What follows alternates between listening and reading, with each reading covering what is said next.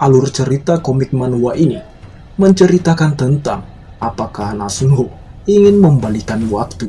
Semua kemampuan Nasunho akan diatur ulang. Silahkan pilih tanggalnya, 28 Februari 1985, hari kelahiran Nasunho. Kekuatan finansial, aku akan mengumpulkan semua kekayaan dunia dan menciptakan monopoli. Saya akan memonopoli semua ruang bawah tanah di dunia ini selagi dunia masih damai, di mana sebelum The Day of Beginning akan dimulai.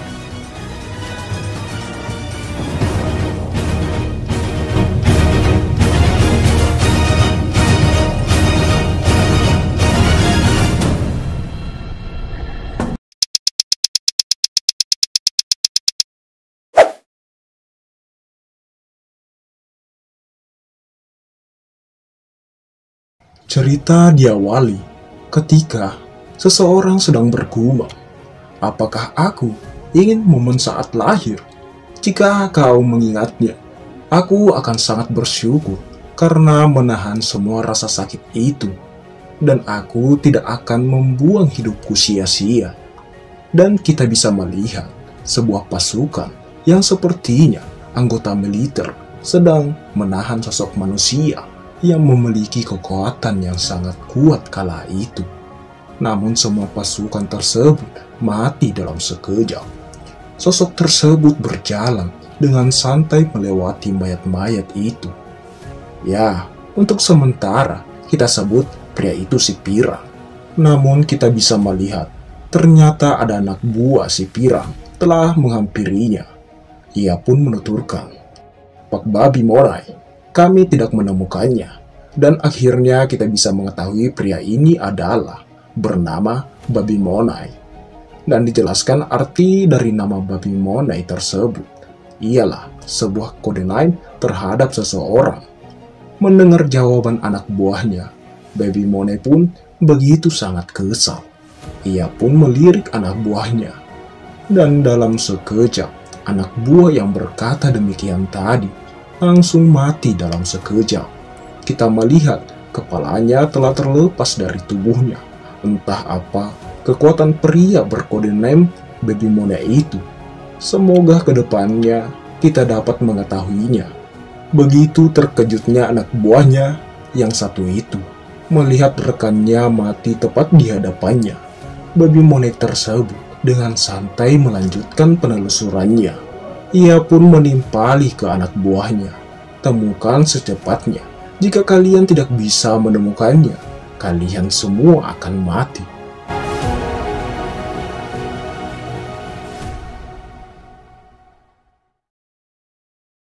Scene berpindah.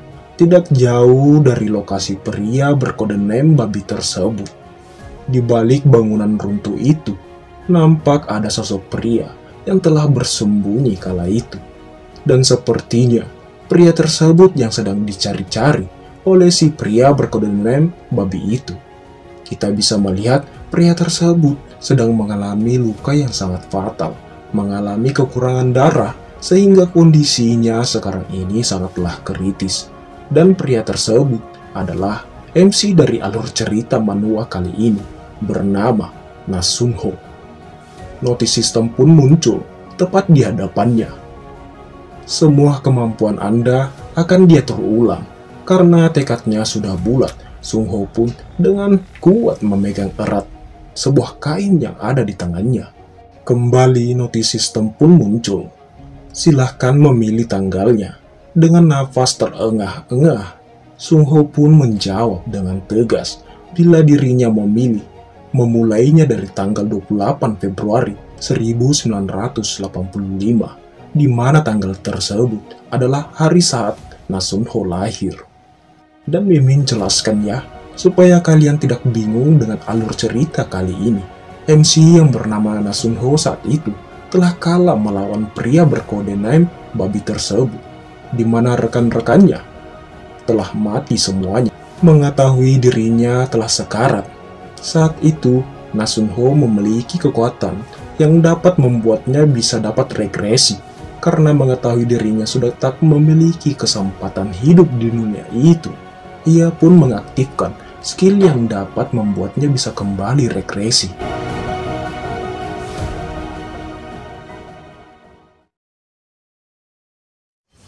Scene berpindah, tepatnya dalam sebuah rahim. Terlihat sosok bayi yang saat itu tertidur. Namun tak lama demikian, akibat pecahnya ketubuhan dari rahim tersebut, bayi itu terbangun dan berpindah di luar rahim tersebut, tepatnya di rumah sakit. Nampak dokter tersebut menuturkan ke ibu muda yang akan melahirkan itu, "Bu, tolong ambil nafas yang dalam-dalam." Di sisi bayi itu, ia bergumam, "Apakah ada yang salah? Aku tahu itu akan sakit. Tapi ini," dan kita bisa mengetahui bila bayi tersebut adalah Nam Sung Ho yang berhasil regresi tepat hari di mana dirinya akan lahir. Lanjut ke cerita. "Sedikit lagi, Ibu.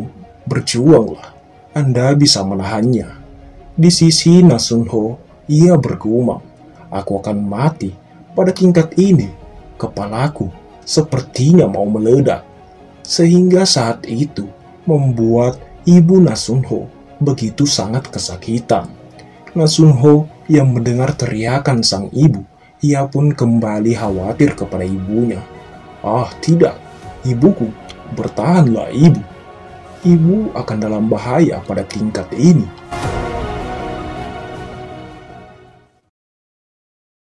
Dan beberapa menit kemudian, terdengar suara bayi menangis kala itu. Notice system. Kamu memperoleh prestasi, overcoming adversity. Anda memperoleh trait, Menwo overcomes adversity, di mana Nam Sung Ho akhirnya telah terlahir. Namun di sisi Nam Sung Ho, begitu sangat terkejut melihat notice system tersebut. Ia pun menuturkan, Menwo overcomes adversity. Nam Sung Ho pun melihat lebih detail kemampuan tersebut. Menwo overcome adversity. Trait, dijelaskan kekuatan tersebut adalah saat kamu tidak mampu lagi bertarung, semua keterampilan dan statistikmu akan naik peringkat. Kamu tidak akan merasakan semua rasa sakit selama durasi keterampilan. Namun Sung Ho yang telah membaca kemampuan skillnya kali ini, ia pun bergumam, trait yang membuat The First Evil menjadi yang terkuat. Itu adalah trait mengerikan yang dapat membalikan keadaan. Bahkan ketika kamu kehilangan kesadaran, notice system pun kembali muncul. Memulai kuis menjadi sehat tahap pertama. Saat Nam Sung Ho telah diberikan ASI kala itu, progres sehat pertama telah dimulai, di mana progres tersebut sedikit demi sedikit mulai meningkat secara drastis. Nam Sung Ho pun bergumam, "Kuis yang dimulai segera setelah aku lahir, ini sangatlah menakjubkan." Dan kita diperlihatkan wajah ayah dan ibu Nam Sung Ho kala itu. Di scene ini, ayah dan ibu Sung Ho belum dijelaskan namanya ya. Jadi kita tunggu aja scene kedepannya. Setelah bergumam hal yang demikian, beberapa notice system pun kembali muncul. Kamu menyelesaikan menjadi sehat tahap pertama. Vitalitas meningkat 1, persepsi meningkat 1. Kamu mendapatkan 3 poin, dan total poin Anda adalah 3 poin. Memulai kuis menjadi sehat tahap kedua. Membaca semua notis tersebut membuat Nam Sung Ho sangat tercengang. Ia pun bergumam, hadiah yang sangat murah hati ini. Jadi, Menwo overcomes adversity bukanlah satu-satunya alasan mengapa The First Evil sangatlah kuat. 8 kejahatan dan 8 kebaikan. 16 Awakener S-Class yang disebut terkuat. 8 yang setia pada sistem disebut kebaikan, dan 8 yang menolak sistem disebut kejahatan. Meskipun disebut kejahatan dan kebaikan, mereka tidak jauh berbeda, bahwa mereka hanya termotivasi oleh kepentingan diri sendiri. Kami berdiri melawan mereka untuk menghentikan monopoli item dan dungeon. Tetapi kami tidak lebih dari semut yang mengganggu gajah itu. Dan yang paling kuat di antara mereka adalah The First Evil. Saat Awakener lain bingung tentang kekuatan mereka, dia sudah dalam kondisi yang sempurna. Yang dimaksud Nansunho ini, itu tidak lain pria berkode name Babi Mone. Lanjut ke cerita, dia tidak pernah berpikir bahwa Awakener lain seperti dia akan ada. Terima kasih untuk omong kosong tentang kenangan saat dia masih janin.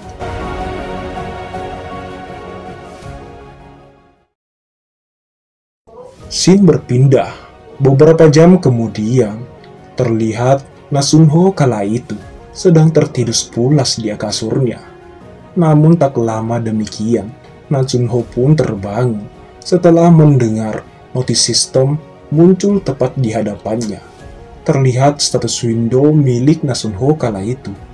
Nasunho, Threat 1, Vitality, Dexterity, Total Point, Strength, Perception, belum ada poin alias 0 poin. Melihat status window-nya, Sungho pun nampak senang kala itu. Ia pun bergumam, "Aku berhasil. Aku yakin akan ada hadiah. Itu karena memanggil status window saat aku masih bayi." Seketika, notis sistem pun kembali muncul. "Selamat, kamu telah menjadi Awakener pertama." Melihat notis tersebut, begitu terkejutnya Nasunho kala itu mengetahui jika dirinya adalah orang pertama yang menjadi Awakener. Apa? Awakener pertama? Ini lebih baik dari yang aku harapkan. Notis sistem pun kembali muncul. Kamu memperoleh Challenger Box karena menjadi Awakener pertama. Dan di saat itu juga, sebuah box tepat di hadapannya telah muncul. Hah? Challenger Box? Kotak peringkat tertinggi yang memberiku kesempatan untuk melakukan regresi. Berpikir aku akan membuka ini lagi. Dan tak lama demikian, bos tersebut mengeluarkan cahaya yang begitu sangat terang, di mana bos tersebut berlahan sedikit demi sedikit terbuka. Notis sistem, Anda memperoleh Odin's Wrath Skill. Dan saat itu juga, di lengan Sungho terdapat sebuah pancaran energi lightning yang begitu sangat kuat.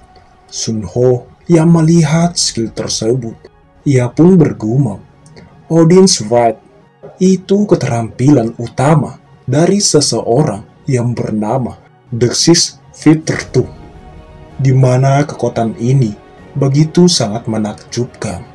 Aku masih tidak bisa melupakan hari ketika setengah anggota guildku mati hanya dengan jentikan tangannya. Kini aku yang memilikinya, keterampilan kuat dengan sebutan Deity Rank. Ya, akhirnya aku bisa menghadapi mereka. Aku perlu mempersiapkan semua yang ku bisa sebelum the day of beginning akan datang."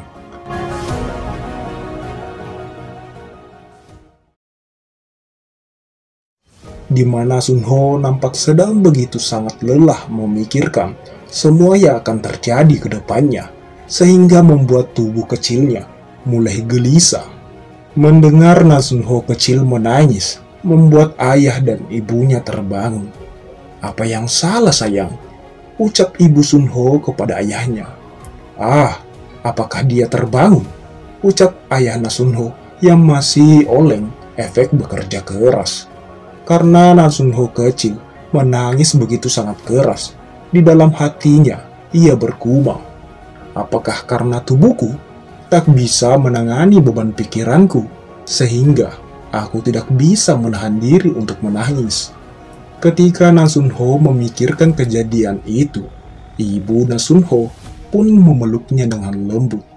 "Anakku sayang, satu-satunya harapanku adalah kamu akan tumbuh sehat, bebas dari penyakit, dan semoga kamu akan kuat seperti ayahmu," ucap ibunya dengan sangat tulus kepada anaknya. Ketika Nasunho dapat tertidur lagi, mereka bertiga pun kembali tertidur saat itu. Dan beberapa menit kemudian, Nasunho kecil pun berlahan membuka matanya, di mana saat itu ia berupaya tak ingin mengganggu orang tuanya untuk beristirahat. Dan akhirnya, Natsunho telah mengingat alasan dirinya untuk kembali regresi. Itu karena perkataan ibunya telah mengingatkan tujuannya.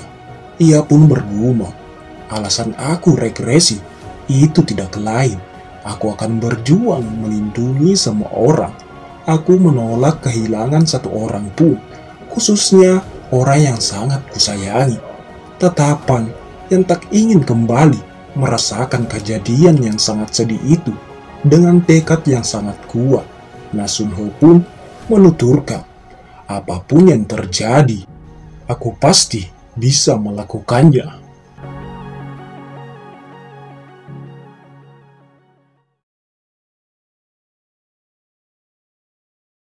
Lanjut ke cerita.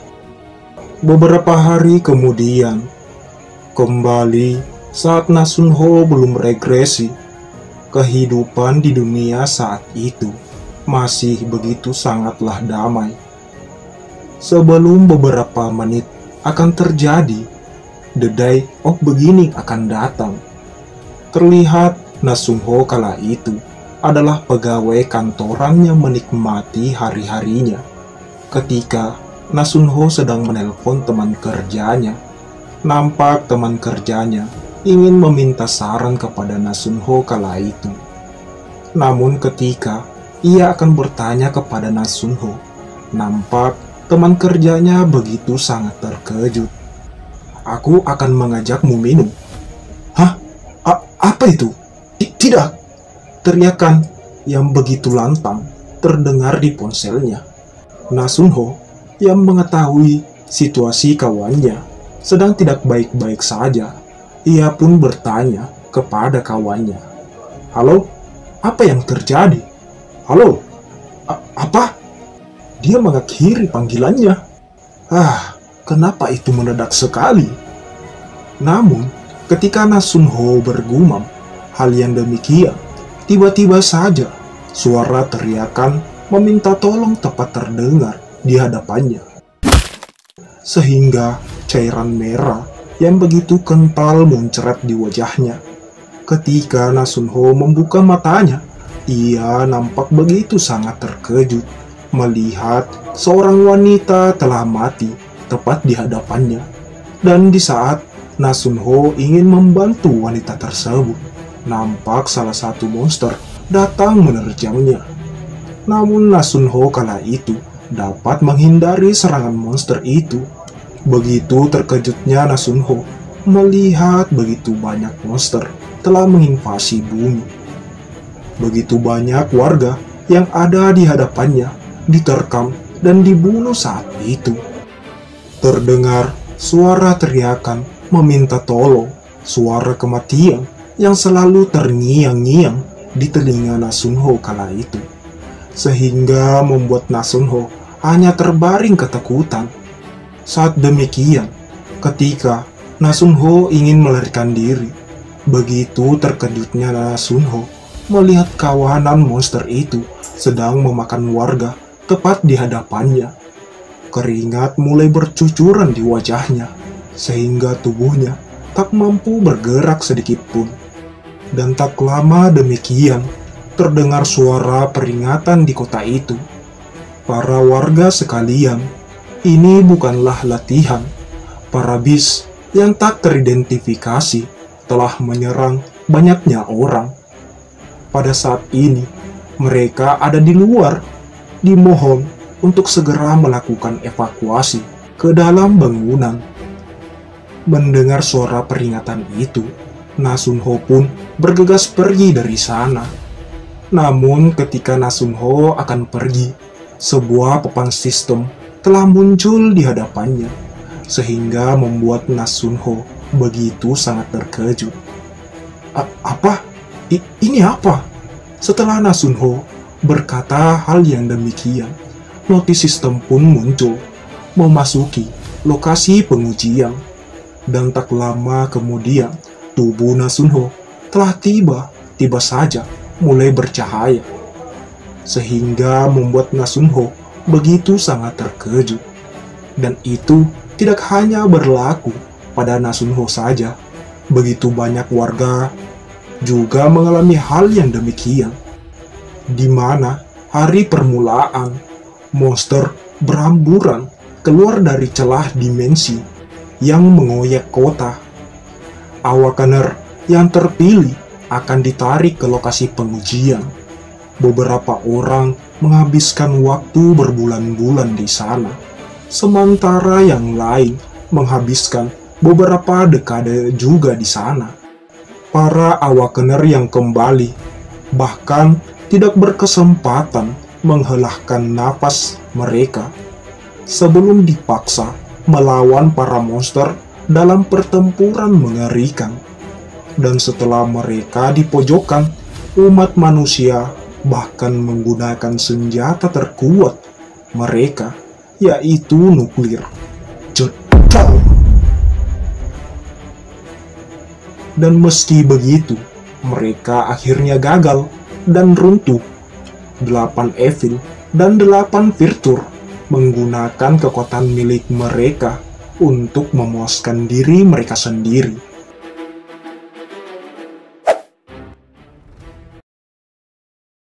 Scene berpindah. Kita kembali ketika Nasunho telah regresi sebelum The Day of Beginnings belum terjadi. Terdengar suara pengisi acara di salah satu siaran TV berkata, Olimpiade Los Angeles yang kedua-tiga, dikarenakan Weser dan Blok Eropa Timur tidak dapat hadir. Nasunho kecil yang mendengar siaran tersebut, ia pun bergumam, jadi sudah perang dingin ya, dasar gerombolan orang idiot. Konflik tak berguna seperti ini takkan bermakna apapun nantinya. Namun ketika Nasunho sedang memikirkan itu semua, nampak ayah dan ibunya melihat Nasunho yang begitu sangat serius menonton, sehingga membuat orang tuanya yang melihat dirinya begitu sangatlah lucu. Ya ampun nak, kenapa kamu terlihat begitu sangat serius? Haha, dasar bocah ini, kamu selalu terlihat mengetahui sesuatu ya. Mendengar perkataan orang tuanya, Nasunho pun dengan serius kembali bergumam. Oh ya benar, meski mereka berdua sekarang hidup, situasi tak terduga akan segera terjadi. Aku tak bisa melalaikan persiapanku. Beberapa jam telah berlalu. Di malam hari, Nasunho beserta orang tuanya sedang tertidur kala itu. Namun tak lama demikian, Nasunho pun telah merencanakan hal itu. Dan di saat itu juga, Nasunho pun terbangun. Melihat ibunya tertidur pulas, ia pun dengan berlahan berjalan. Namun, saat dirinya mengendap-endap, tak sengaja Nasunho terjatuh. Bergegas, Nasunho melihat situasinya. Melihat situasinya baik-baik saja, Nasunho pun melanjutkan persiapannya, di mana persiapan tersebut adalah persiapan untuk meningkatkan fisik milik tubuhnya sendiri. Nampak Nasunho kala itu sedang menyelesaikan kuis yang diberikan oleh sistemnya, yaitu berjalan 10 langkah. Dan di saat itu juga Nasunho akan memulai kuisnya, di mana Nasunho berjalan 10 langkah, 8, 9, 10. Wah, baiklah, aku telah menyelesaikan berjalan 10 langkah sekaligus. Beberapa notis sistem pun muncul. Anda telah menyelesaikan rangkaian kuis menjadi sehat. Vitalitas Anda telah meningkat sebanyak 1. Anda telah memperoleh 20 poin. Selamat, Anda telah berhasil dalam menyelesaikan kondisi pertumbuhan secara mandiri. Dan saat itu juga, sebuah hadiah kotak perunggu muncul tepat di hadapannya. Notis sistem. Anda memperoleh hadiah penyelesaian, yaitu kotak perunggu. Nasunho yang melihat hadiahnya begitu sangat tercengang. Wah, ini gila. Kotak perunggu yang hanya bisa kudapatkan setelah sangat menderita dalam dungeon. Hadiah yang akan didapatkan selama periode pertumbuhan itu benar-benar luar biasa. Ini membuatnya lebih pasti. Evil pertama, aku pasti akan menyingkirkannya sebelum hari permulaan datang. Jika pria yang akan segera lahir itu tumbuh dalam situasi ini, dia akan menjadi bencana yang lain bagi umat manusia.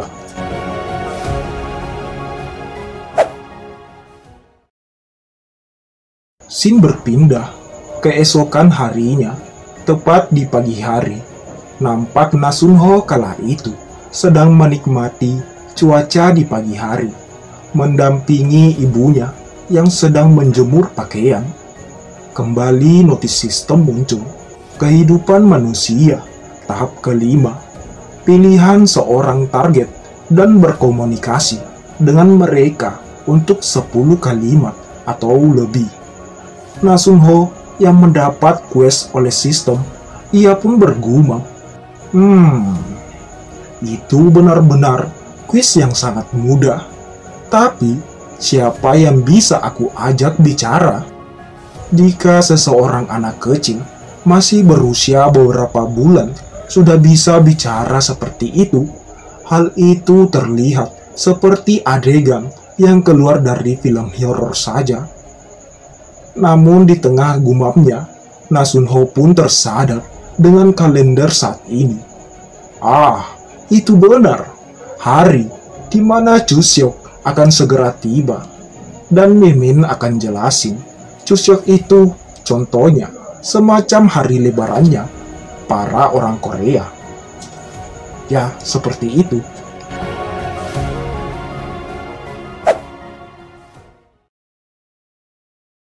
Lanjut ke cerita. Scene berpindah. Tepat di tanggal 29, hari Chuseok telah tiba. Di pagi hari, tepatnya di dalam rumah Nasunho. Jie, dia adalah Sunho. Dia lebih muda dibandingkan kamu. Jadi, jaga dia. Oke? Baik, Bu. Ucap Jie yang begitu lucunya bergegas menghampiri Nasunho yang kecil. Nasunho yang melihat Jie datang menghampirinya, ia pun kembali bergumam. Kakak Jie, dia berusia 4 tahun. Dia pintar berbicara dalam usianya sekarang. Namun, ketika Nasunho sedang bergumam, nampak Jie begitu sangat girang kala itu. Melihat kelucuan tubuh mungil Nasunho tepat di hadapannya. Sunho melihat Jie begitu sangat kegirangan, membuat Nasunho kecil begitu sangat panik. Ia pun menimpali. Hehehe, kamu juga lucu, Kak. Namun, di balik perkataan Nasunho itu, ia pun bergumam. Jie, dia lolos ujian advokat dan juga merupakan puncak kecantikan. Kak Jie yang merupakan kebanggaan ibuku juga menghilang pada hari permulaan. Mungkin jika aku lebih banyak berlatih dibanding dia belajar, sepertinya aku bisa menyelamatkannya pada hari itu. Namun ketika dirinya telah bergumam hal yang demikian, Jie pun memeluk tubuh mungil Nasunho. Wah, Sunho. Hai Sunho. Dan di saat itu juga, Nasunho pun menjawab perkataan Jie. Iya, hai juga, Kak. Jie yang mendengar bila Nasunho kecil dapat berbicara, ia pun nampak begitu tertegun. Namun di saat itu juga, Nasunho pun menyuruhnya untuk tetap diam. Shh, aku cuma bicara padamu, Kak. Namun di balik itu semua, di sisi yang lain, nampak kedua ibu itu sangatlah senang melihat keduanya begitu sangatlah akur. Ibu Nasunho menuturkan, Ya ampun, Jie dan Sunho sekarang sangatlah dekat. Mendengar perkataan ibu Nasunho, ibu Jie menimpali. Itu benar, Jie sudah tumbuh besar ya. Kembali percakapan antara Nasunho dan Jie. Dengan wajah polosnya, Nasunho menuturkan ke Jie, bila rahasiakan ini dari para orang dewasa, oke? Tentu, ucap Jie yang masih tertegun melihat adik sepupunya dapat berbicara kepadanya. Kembali notis sistem muncul. Anda sudah menyelesaikan rangkaian kues kehidupan manusia.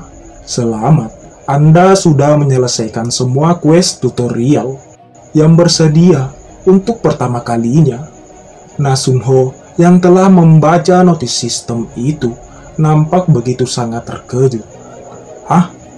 Ini semua cuma tutorial? Namun di balik keterkejutannya, notis sistem pun kembali bermunculan.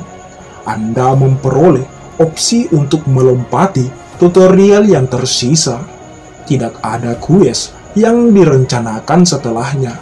Apakah Anda akan melompati tutorial masa bayi dan masa kanak-kanak? Melihat notis tersebut, Nasunho pun kembali terdiam dan berpikir, meski aku ingin menghabiskan waktu lebih lama dengan orang tuaku, terdapat kesempatan bahwa aku malah akan mengejutkan atau menakuti seseorang nantinya. Dengan niat yang sudah bulat, Nasunho pun memilih untuk melompati tutorial. Ia pun kembali bergumam, masalah sebenarnya akan datang setelahnya, di mana saat itu Nasunho yang telah memilih melompati tutorial tersebut. Dan di saat itu juga, tubuh Nasunho kecil sedikit demi sedikit berlahan tumbuh menjadi dewasa.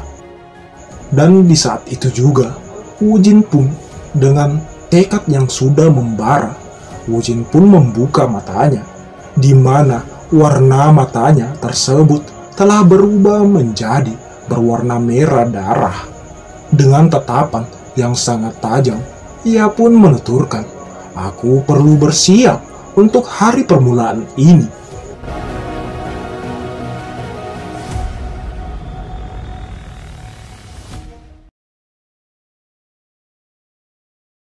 Singkat cerita, 13 tahun kemudian, pada tahun 1997, 14 tahun telah berlalu setelah Sunho telah regresi. Saat ini, Sunho telah berumur 14 tahun. Scene berpindah. Terlihat sosok pria yang memiliki tubuh sangat kekar akan menghantamkan tongkat bisbolnya ke orang lain, di mana pria besar tersebut sedang one by one oleh sosok pria yang tidak dikenal. Bisa kita lihat, pria yang tidak dikenal itu dengan lesatnya dapat menghindari pukulan dari pria besar tersebut, melainkan menyerang balik dengan overcut tepat ke pria tersebut. Cedak! Mendapatkan serangan telak membuat sosok pria yang tidak dikenal itu mendapatkan celah untuk menyelesaikan one by one ini. Sekali lagi, dengan cepatnya, overcut tepat di wajah pria besar tersebut. Cedak! Pukulan telak berhasil membuat pria besar itu mengeluarkan cairan merah di hidungnya. Di mana di saat itu juga, pria besar tersebut langsung pingsan seketika. Dan ternyata, perkelahian tersebut sedang disaksikan banyak orang. Serakan kemenangan menggelegar di sekitar pria tak dikenal itu. Salah satu NPC menuturkan, sial, bajingan Sunava menang lagi. Akhirnya, distrik Mapo dikuasai. Padahal si gendut memakai alat. Di mana saat itu juga, Segera NPC tersebut menghampiri sosok pria yang tak dikenal itu. Haha, sungguh hebat sekali. Jadi bos beneran dari kota Seoul ya? Namun, sosok pria tersebut menurunkan tangan si MC dan menimpali. Sudah aku katakan, aku tidak tertarik dengan semua itu. Berikan saja aku musuh yang sangat kuat. Aku tahu, terlambat mengatakan ini. Kau sudah memiliki apa yang diperlukan untuk ke pro kelas dunia. Bagaimana jika kau terluka di pertarungan jalanan ini? Tanya NPC itu. Dengan tatapan yang sangat tajam, sosok pria itu mengancam NPC. Jangan membuatku mengulanginya lagi. Jika kau tidak sanggup, aku akan cari orang lain. Dan di saat itu juga, sosok pria itu berjalan pergi. Melihat kepergian sosok pria tersebut, NPC itu menuturkan, "Ya ampun, tatapan yang mengerikan." Notice system. Nasunho, Threat Rank F.1, Vitality Rank F.2, Dexterity Rank F.13, Strength Rank F.20, Perception Rank F.20. Total poin sekarang ini berada 87 poin, yang dimana sosok pria tersebut itu tidak lain Sunho, MC dari alur cerita manhwa kali ini. Sekarang ini, Sunho telah memiliki peningkatan yang cukup sangatlah pesat, mulai dari tubuh hingga kekuatan. Sunho yang melihat notis tersebut, ia pun menuturkan, "Tubuhku sudah seperti orang layaknya dewasa. Kekuatan dan persepsiku sudah di atas rata-rata dari atlet pro." Setelah berjalan cukup lama, Sunho pun membuka topinya, di mana saat ini Sunho telah berada di area sekolahnya. Melihat dirinya di cermin di salah satu bangunan sekolah, ia pun bergumam, "Sepertinya aku sembuh lebih cepat berkat jadi awakener. Luka-lukanya benar-benar menghilang. Aku seharusnya setinggi rata-rata anak sekolah. Namun, sekarang tinggiku sudah mencapai 180 cm.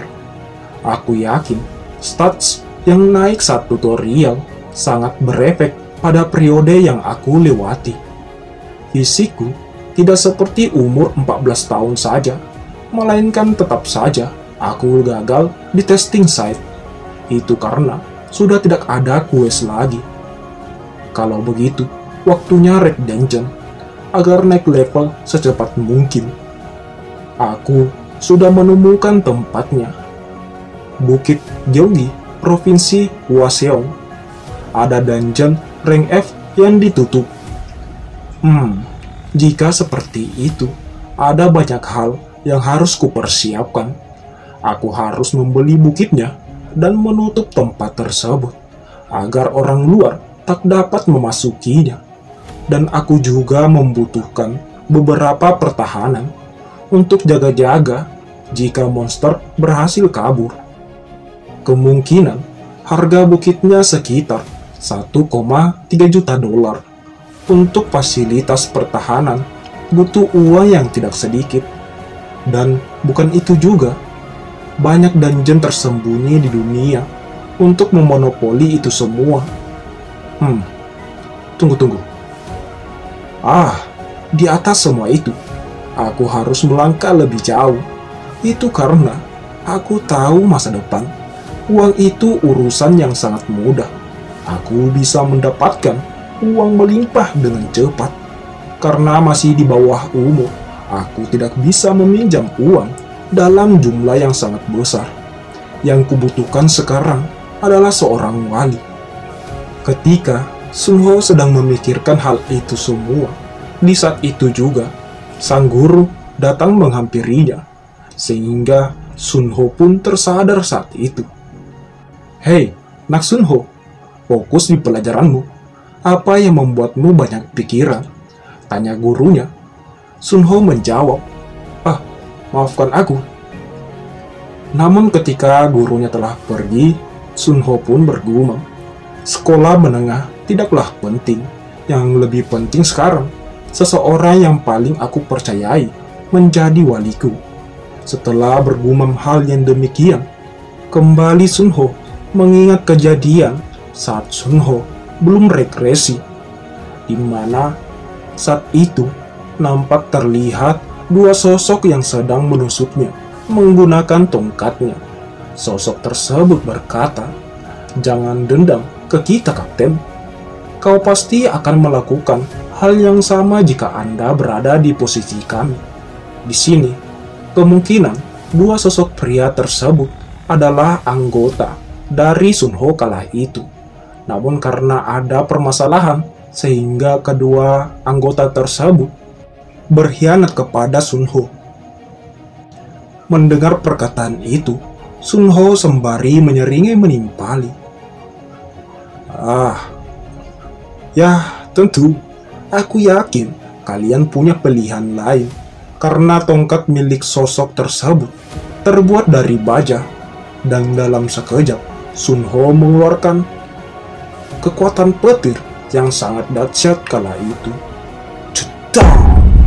Petir-petir tersebut langsung menghantam kedua tubuh itu, sehingga kedua orang itu mati dalam sekejap. Dengan nafas yang terengah-engah, Sun Ho pun kembali menyandarkan tubuhnya ke dinding itu. Dasar bajingan, mereka menggila saat melihat box. Dan setelah Sun Ho berkata hal yang demikian, seseorang pun datang berjalan menghampirinya. Sosok itu berkata, "Apa itu insignia of destruction?" Syukurlah aku tidak terlalu dekat saat itu. Begitu murkanya Sun Ho mendengar itu. Apa? Kau juga, Jonathan?" Dan akhirnya identitas pria itu telah dijelaskan. Dia bernama Jonathan. Jadi untuk sekarang ini, Mimin akan sebut pria itu bernama John mulai hari ini. Sembari menyeringai, John pun menuturkan, "Tenanglah Sun." Dan setelah John mengatakan hal yang demikian, John saat itu telah mengeluarkan energi kepada Sun Ho kala itu. Namun kekuatannya dapat menyembuhkan tubuhnya dan mengeluarkan kedua tongkat yang menusuk Sun Ho kala itu. Sun Ho yang melihat kekuatan ini begitu sangat tertegun. Ini kan insignia of healing." Sembari tersenyum kecil, John menimpali, "Ya, aku membalas budi untuk waktu itu." Ya, seperti memberi dan menerima sih. Melihat tindakan John saat itu, Sun Ho pun menimpali, "Hei Jonathan, ternyata masih ada rasa kasihan di dunia terkutuk ini."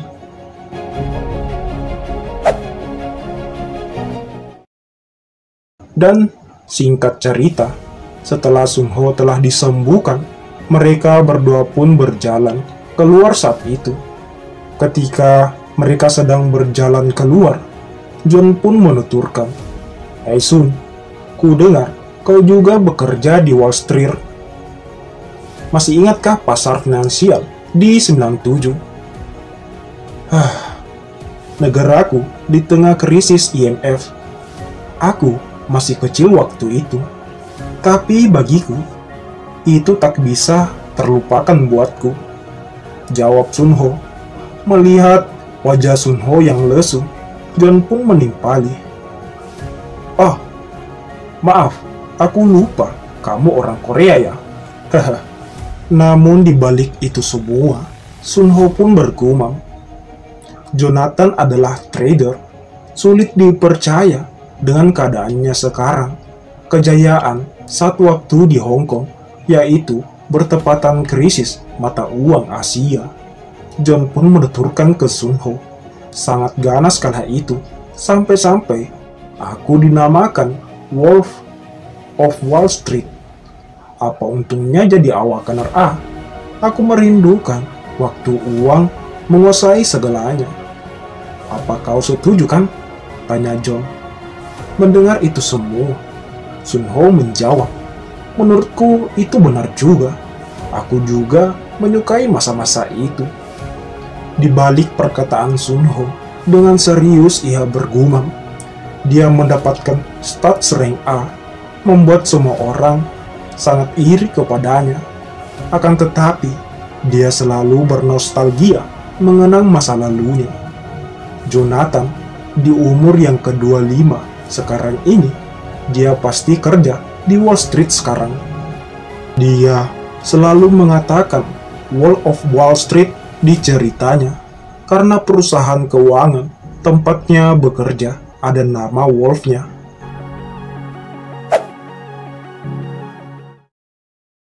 Kembali di Sun Ho sekarang ini, Sun Ho pun mencoba mencari informasi di internet saat itu. Ia bergumam, seharusnya informasi itu cukup untuk mencarinya. Akan ku cari perusahaan keuangan di Wall Street yang ada nama Wolf-nya. Setelah mencari satu persatu, akhirnya Sun Ho saat itu berhasil menemukannya. Identitas Jonathan di salah satu perusahaan Wall Street. Hehehe. Mengetahui mukanya sekarang ini tidak terbebani cobaan berat dan putus asa. Ada emailnya juga ya? Tapi aku dapat mengenalinya langsung sih. Sun Ho pun saat itu akan mengirimkan email kepada John. Isi pesannya seperti ini. Salam kenal Jonathan, aku ingin dengar pendapatmu tentang bat Thailand yang dinilai terlalu tinggi. Dan saat itu juga, Sun Ho pun mengirim pesannya tersebut. Sun Ho pun bergumam, aku yakin Jonathan akan membalas email ini. Saat ini, Jonathan berspekulasi Headgate Funds dan akan menyerang bat Thailand. Namun saat itu, sepertinya dia belum yakin jika dia memiliki ambisi berinvestasi dengan informasi yang kupunya. Cerita masa kejayaannya akan menjadi kesombongannya. Namun ketika Sun Ho bergumam hal yang demikian, John pun membalas pesan Sun Ho. Pesannya itu teman-teman bisa lihat sendiri ya. Sun Ho yang melihat balasan tersebut, ia pun menimpali. Ini dia, jangan pura-pura tidak tahu. Dan saat itu juga, Sun Ho membalas pesan Jonathan setelah mengirimkan pesan tersebut ke John saat itu. Dan dimulailah seakan dia menunggu responku. Email berikutnya datang dengan sangat cepat. Melihat balasan tersebut, Sun Ho pun bergumam, aku tahu dia tertarik. Dan di saat itu juga, Sun Ho memberikan balasan yang banyak kepada John saat itu. Pesannya seperti ini, teman-teman aja yang baca ya. Dan setelah John membaca semua pesan tersebut, membuat John mulai tertarik dengan pesan tersebut. Dia berkata, Thailand hanya permulaan. Aku tidak percaya ini. Namun, sekarang itu benar terjadi. Wall Street dalam keadaan kacau. Faktanya, dia menggunakan kata mempengaruhi, yang artinya dia ada di pekerjaan ini. Siapa sosok ini? Atau, bisa-bisa dia bisa dibilang siapa sosok mereka? Apa ini mungkin hanya tes ya? John pun memberikan balasan kepada Sun Ho. Inti dari pesan John mengundang Sun Ho ke kantornya bertemu. Melihat pesan tersebut, Sun Ho pun tersenyum. Itu dia Jonathan. Aku tahu kau akan merespon ini. Di sisi John, ia menimpali. Sial, apa-apaan ini? Mereka seolah-olah tahu jawabannya dan memintaku untuk menebak. Kembali di sini Sun Ho, sembari tersenyum kecil, ia bergumam, kau punya insting yang bagus, tapi tidak dengan keyakinan. Aku bertaruh, kau tidak bisa melewatkan ini. Dan saat itu juga, segera akan ada deklarasi perang di pasar finansial. Di April 1997, The Headgate Funds memulai serangan ke bat Thailand.